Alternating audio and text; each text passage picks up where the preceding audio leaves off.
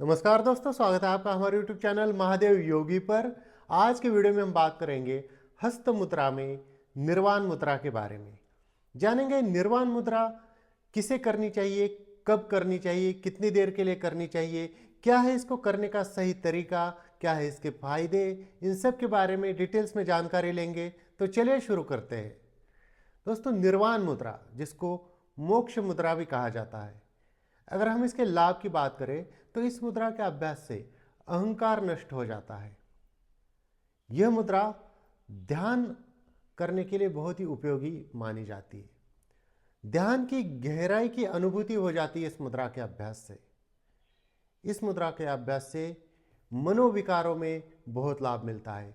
मानसिक शांति मिलती है, नींद अच्छी आ जाती है, मन शांत हो जाता है, मन एकाग्र हो जाता है।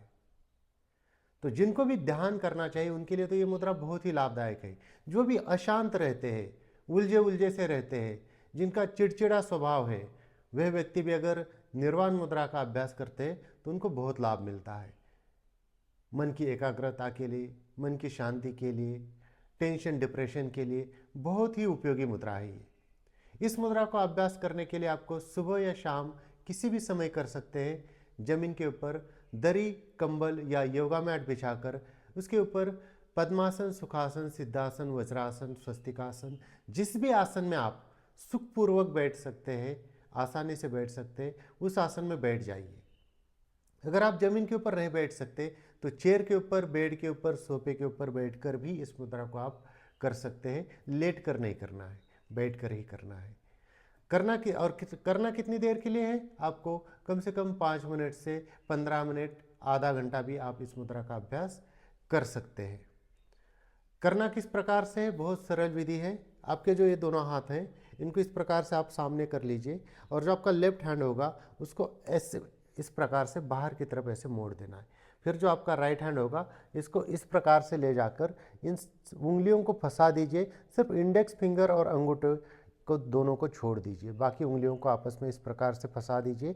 उसके बाद इसको इस प्रकार से मोड़कर आपको रखना है अपने यहाँ अनाहत चक्र के सामने।